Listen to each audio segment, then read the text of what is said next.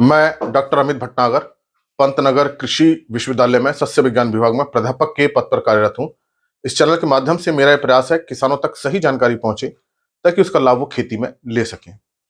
आज जो बात करना चाहता हूं यह है कि जो गर्मियों में फसलें उगाई जाती हैं या जिनका हम उत्पादन ले रहे हैं वहां पोटेशियम देना क्यों जरूरी है। देखिए, पोटेशियम एक आवश्यक पोषक तत्व है और सभी फसलें इसको बहुत ज्यादा मात्रा में लेती हैं। लेकिन खास तौर से जब हम गर्मी की फसल उगा रहे हैं, हम अप्रैल में, मई में या जून में फसलों को बो रहे हैं और उस समय पोटेशियम को देना बहुत ज्यादा जरूरी है। पहले तो मैं बात करूंगा कि पोटेशियम गर्मियों में क्यों देना जरूरी है और अगर आपने बुआई के समय नहीं दिया है तो फिर इसको हम कैसे दें। देखिए, 17 आवश्यक पोषक तत्व हैं जिसमें पोटेशियम भी एक महत्वपूर्ण है और बहुत ज्यादा मात्रा में फसलें इसका अवशोषण करती हैं। पोटेशियम के बहुत सारे काम हैं। पोटेशियम एंजाइम एक्टिविटी को खास तौर से बढ़ाता है और पौधे के अंदर जितने भी प्रोसेस होते हैं, चाहे फोटोसिंथेसिस है, रेस्पिरेशन है, कोई भी प्रोसेस है, वो बिना एंजाइम के नहीं होता। तो जो फोटोसिंथेसिस वाला प्रोसेस है उसमें बहुत सारे एंजाइम होते हैं। प्रकाश संश्लेषण की क्रिया जो होती है जिसमें पौधा अपना भोजन बनाता है, तो उन एंजाइम्स को एक्टिवेट करने का काम पोटेशियम करता है। अगर पोटेशियम की कमी होती है तो एंजाइम अपना काम अच्छे ढंग से नहीं कर पाते। उस कारण से पौधों के अंदर प्रकाश संश्लेषण, जिसे हम फोटोसिंथेसिस कहते हैं, अच्छा नहीं हो पाता और पौधों में अच्छा भोजन नहीं बनता। उस कारण से उपज भी कम रहती है। ये तो एक सामान्य सभी फसलों में ये कारण रहता है पोटेशियम की कमी होने से अच्छा उत्पादन ना मिलने का। लेकिन गर्मियों में क्या खास बात है कि हमें पोटेशियम पे ज्यादा ध्यान देना चाहिए।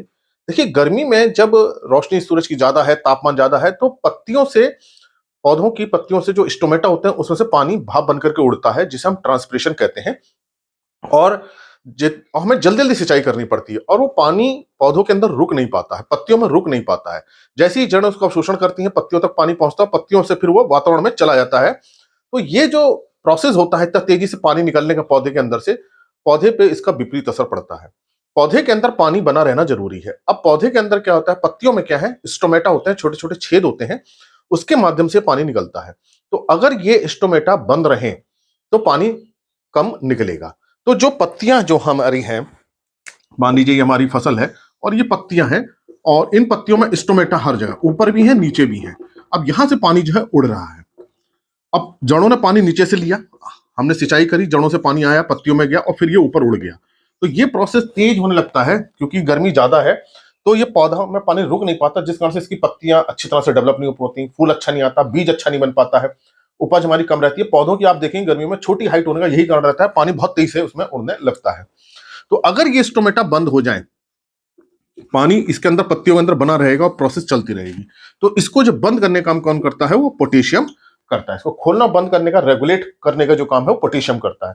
तो पोटेशियम पौधे के अंदर अच्छा है तो ये रेगुलेट करेगा कि कब इसे खुलना है, बंद करना है। पोटेशियम उसको बड़ी हेल्प करता है, उस कारण से पानी की मात्रा बनी रहती है। तो एक बहुत इंपॉर्टेंट काम ये है।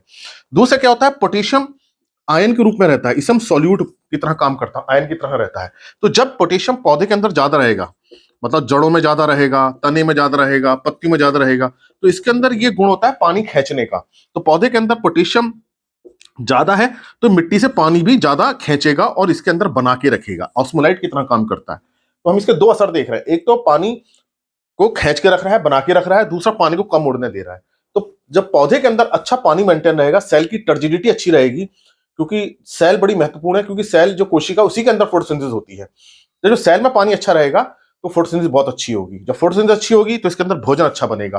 और उसके साथ क्या होगा, जब हमारा फूल निकलता है पत्तियों में और वो जो बीज बनता है, अब बीज तो अपना भोजन बनाते नहीं है। तो अब जो मान लीजिए यहाँ पे बीज बन रहा है या कहीं पे बीज बन रहा है, तो यहां से भोजन ले जाने का काम कौन करता है, पोटेशियम काम करता है। पत्तियों में अगर भोजन बन जाए और बीज तक ना पहुंचे तो बीज छोटे रह जाते हैं। तो जब हम पोटेशियम देते हैं तो ये जो भोजन बना है पत्तियों में, इसको ले जाने का काम करता है। अब हम देख रहे हैं कि पानी को एब्जॉर्प्शन में हेल्प कर रहा है, पौधे के अंदर पानी की मात्रा बनाने में काम कर रहा है, रखने में उसको बना करके सेल की टर्जिडिटी, और पत्तियों में जो भोजन बना है उसको ले जाने का काम कर रहा है। तो जब पानी की मात्रा अच्छी रहेगी और जो भोजन पत्तियों में बना है उसको पहुंचाएगा बीज तक, तो बीज हमारा क्या रहेगा, अच्छा बनेगा, उससे हमें उपज अच्छी मिलेगी। तो खास तौर से गर्मियों में क्या है, पानी से उड़ने की समस्या बहुत ज्यादा होती है, पौधों के अंदर पानी रुक नहीं पाता है, तो पोटेशियम इसको हेल्प करता है। इसलिए हमें गर्मियों की फसल में पोटेशियम पे बहुत ज्यादा विशेष ध्यान देना चाहिए और पोटेशियम में बुआई के समय डालना चाहिए। तो जनरली जो हम पोटेशियम की जो मात्रा संस्तुति करते हैं वो 40 किलोग्राम 1 हेक्टर में करते हैं, मतलब 16 किलोग्राम 1 एकड़ में पोटेशियम डालना चाहिए। और ये फिर हम एमओपी की गणना कर लेते हैं या फिर हम पोटेशियम सल्फेट के माध्यम से इसे देते हैं। तो ये पोटेशियम की मात्रा मैंने बताई, जिसके लिए हम खाद की गणना एमओपी या एसओपी या एनपीके फर्टिलाइजर उसके माध्यम से देते हैं। तो ऑलमोस्ट हमें 16 किलोग्राम पोटेशियम 1 एकड़ में देना चाहिए। ये एक सामान्य मात्रा है, अलग अलग फसल में अलग अलग भी हो सकती है। तो अब ये सारी हमें मात्रा बुआई के समय देना चाहिए, चाहे हम एनपीके 12-32-16 दे रहे हो या म्यूरेट ऑफ पोटाश दे रहे हो, सल्फेट ऑफ पोटाश दे रहे हो, जो भी हम दे रहे हो। लेकिन अगर आपने बुआई के समय नहीं दिया है और अब गर्मी चल रही है, तो अब हम कैसे पोटेशियम को हम दें?